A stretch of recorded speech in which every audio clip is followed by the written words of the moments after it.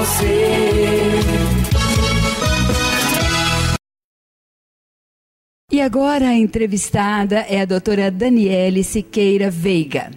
Ela que é médica dermatologista e que tem pós-graduação em medicina estética. Ela está aqui conosco e é um prazer muito grande tê-la aqui, doutora. Prazer é meu. Obrigada pelo convite. Por que os adolescentes têm acne, espinhas? Parece que faz parte da adolescência ter a pele cheia de espinhas, não é? Uhum. A acne, na verdade, ela é uma bactéria. Existe uma bactéria que chama Papillionium Bacterium acnes. 99% das pessoas têm essa bactéria. Se não houver, não tem acne. E algumas pessoas têm a genética que prevalece, favorece o desenvolvimento dessas lesões causadas pela bactéria. Em primeiro passo, o que acontece? O paciente não faz a higiene adequada, tem um excesso de produção de sebo, porque a idade da adolescência é uma idade que você tem um aumento dos hormônios androgênicos, que estimulam a glândula e aumentam a oleosidade da pele. Então, o paciente tem um ambiente favorável para o desenvolvimento da bactéria. Aí a bactéria começa a agir e, por conta da sua evolução, né, ela começa com um quadro de comedos, né, que eles são chamados de cravos. Os cravos inflamam e se torna espinha inflamatória. Aí a criança ou adolescente começa a manifestar aquelas lesões desagradáveis, já acorda de manhã com um mau humor, já não fala direito com a mãe, que é queixa frequente da mãe, que a criança está com mau humor, né? Depois ele já não quer se olhar mais no espelho, até que ele procura o médico. E o que é possível fazer para atenuar esse aparecimento, né, de acne, já que é comum, né, na adolescência, por esses fatores que a senhora disse? O ideal é que você leve seu filho o mais precoce possível ao dermatologista. A acne, como eu falei anteriormente, ela começa com uma lesão que chama comedo. O comedo nada mais é do que o acúmulo de secreção sebácea no interior da glândula. E ele, ali dentro, tem a bactéria. A bactéria vai se alimentando do conteúdo dessa glândula e essa glândula vai aumentando de volume, até que um dia rompe a barreira da glândula e a bactéria cai para o tecido. E aí desenvolve o processo inflamatório, que é a acne inflamatória, a acne vermelha, com pus, né? Então, se a mãe levar o filho logo ao dermatologista, a gente já vai tratar a primeira fase da acne, que é o comedo.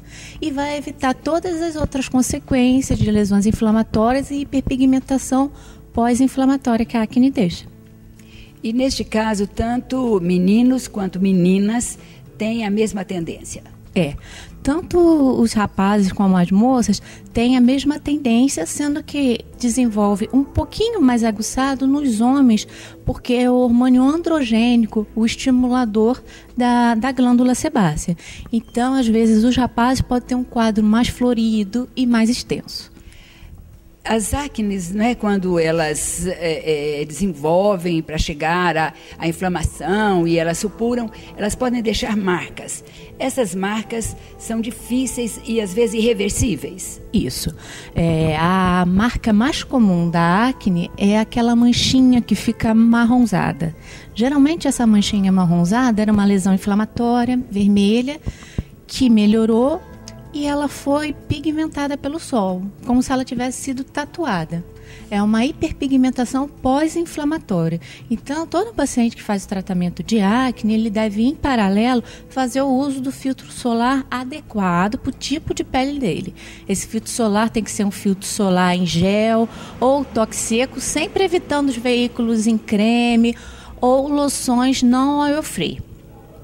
Outro tipo de lesão muito comum e que é a que incomoda mais tanto o adolescente como o paciente na vida adulta é a lesão de furinhos. Essas lesões de furinhos, quando pequenininhas, elas são lesões chamadas ice pick, porque parece que você foi com um picador de gelo e fez aqueles furinhos no tecido, né? E tem as outras maiores. Elas decorrem da perda de tecido.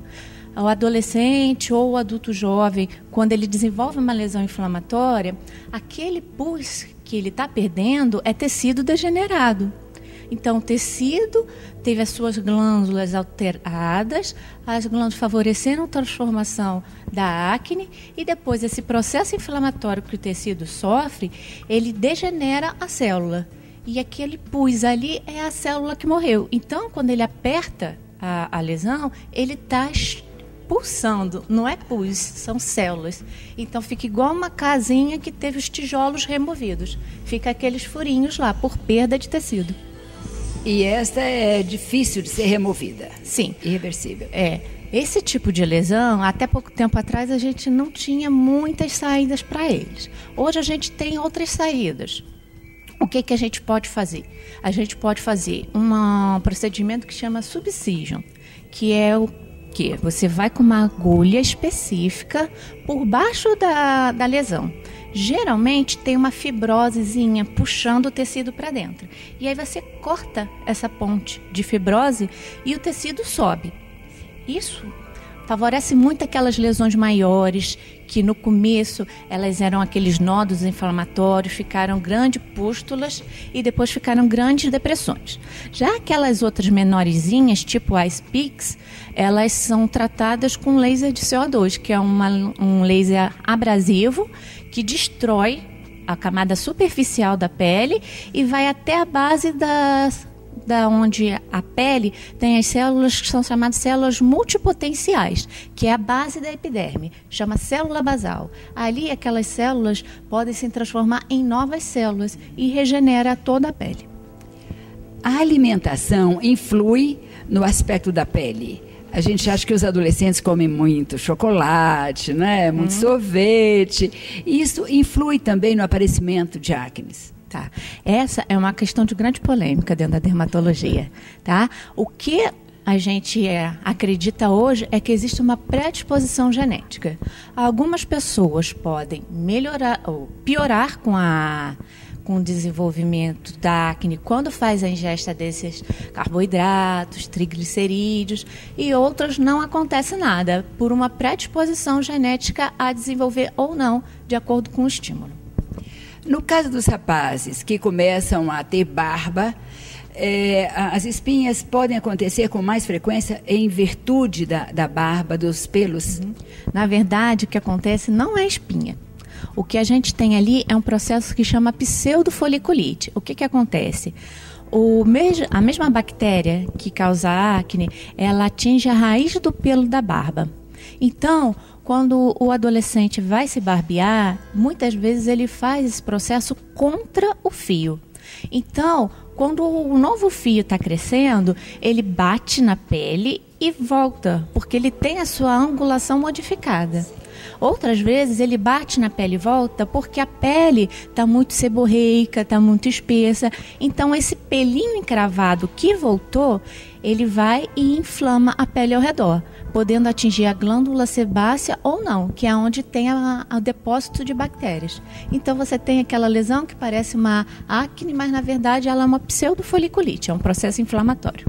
Espera aí, então, um dos conselhos para os jovens é fazer a barba a favor do fio e não contra o fio. Exatamente, embora não fique aquele rostinho, né, que eles desejam, que atrai as meninas, mas o ideal é fazer de acordo com o fio e ficar com aquele rostinho mais barba por fazer. Ah, olha aí, muito interessante, hein? Uma sugestão aí, um conselho médico para os meninos adolescentes, ao fazer a barba a favor do fio, né? Exato. Isso. Exato. E os cuidados de higiene devem ser básicos, como, né, nesse caso, para evitar a acne? Então, para evitar a acne, a gente tem como principal cuidado de higiene a limpeza da pele. Tá? Não a limpeza de pele que você vai lá para remover lesões, mas é a profilaxia. A gente tem sabonetes de diversas formulações. Agora, uma formulação que é muito antiga e muito boa são os sabonetes à base de enxofre. O enxofre, ele age sobre as bactérias e sobre os fungos, inibindo a multiplicação desses micro-organismos. Então, quando você faz a higiene, além de você diminuir a flora cutânea, você também remove as células mortas, que a gente troca todos os dias. E isso serve de alimento para os micro-organismos. Então, você remove os 2 tipos de alimentos. O sebo, né, que é decorrente das glândulas, e os restos celulares de células que estão sendo renovadas. No caso de usar a toalha, não é? Então, a gente já ouviu dizer que você não deve usar a toalha do corpo no rosto, porque isso pode passar bactérias. É verdade isso? Não. Hoje a gente não tem mais esse tipo de problema, porque, na verdade, a gente sempre faz uma higiene que é uma higiene vertical, né? Então, o que acontece? A gente lava o cabelo, a gente lava o rosto, e conforme o chuveiro vai levando a água, né, da cabeça para os pés, todas essas bactérias já estão sendo movidas do seu local de origem, né? Então, às vezes, você tem a caspa. Aí, por causa da caspa, que é um fungo, você vai ter a remoção desses fungos para o resto do corpo quando lava o cabelo. Aí a pessoa começa a ter aquelas manchinhas brancas, que são vulgarmente conhecidas como pano branco. O que é aquilo? Aquilo, na verdade, é um fungo que se deslocou do couro cabeludo para a pele. Então, modificar a toalha, né, deixando uma separada para o rosto, outra para o corpo, já não faz interferência, porque durante o banho a gente já faz essa misturinha. Mas é muito boa essa sugestão, né? Doutora Daniele Siqueira Veiga, que é dermatologista e tem pós-graduação em medicina estética. Vai nos falar agora o que deve ser feito para uma pele saudável, né? E tem que ter uma pele bonita também, não é, doutora? Joia. Então, para a gente ter uma pele saudável, são necessários alguns cuidados muito básicos. E se você já orientar o seu filho, o seu parente, desde criança, ele vai adquirir um hábito para a vida dele. Então, o que a gente orienta? A higiene da pele, que deve ser feita no mínimo vezes ao dia, uma ao acordar e outra antes de deitar, né? De preferência com sabonetes que sejam bacteriostáticos e fungiostáticos, ou seja, que inibam a multiplicação de micro-organismos, bactérias e fungos. Mas não que sejam bactericidas, tipo sabonete antissépticos, porque eles podem modificar a flora natural da pele. E aí o desequilíbrio da flora natural da pele pode levar a algumas doenças. Em segundo lugar, o que ele deve fazer é o uso do filtro solar. O filtro solar ele é importante na prevenção de várias doenças causadas pelo sol. Desde aquelas que o sol só age como um coadjuvante, estimulando uma predisposição genética, como é o caso das sardas, né? Conhecida vulgarmente como sardas, mas na verdade o nome clínico dela chama efélides. A efélides é uma predisposição genética a desenvolver manchinhas no rosto. E elas só vão acontecer se a criança não usar o filtro solar na infância. Outras coisas de benefício do filtro solar é que hoje os filtros solares, eles são politerapias, né? Eles não têm só a função de bloqueio, ele tem a função de hidratar, ele tem a função de combater os radicais livres, ele tem função anti-inflamatória. Então, o filtro solar adequado para cada tipo de pele, ele vai prevenir muitos problemas no futuro. E chegando ao outro extremo do uso do filtro solar, é que você vai prevenir as lesões causadas pelo sol a longo prazo, que seriam o câncer de pele, que seria a elastose solar, que seriam as poiquilodermites. Então, todas essas lesões das pessoas acima dos 40 anos, que ficam com o pescoço, o colo, o braço, aquelas lesões tipo jogo da velha, né? Fica um monte de linha, fica espessa a pele. Há outras lesões do tipo ceratose aquitínica, que são lesões pré-malignas, ficam aquelas lesões ásperazinhas, que soltam uma pelinha branca e a base dela é eritematosa.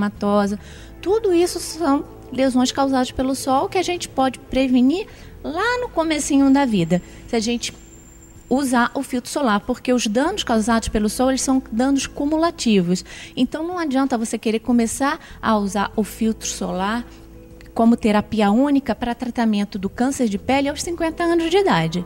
Por quê? Porque é o efeito cumulativo do sol ao longo dos anos.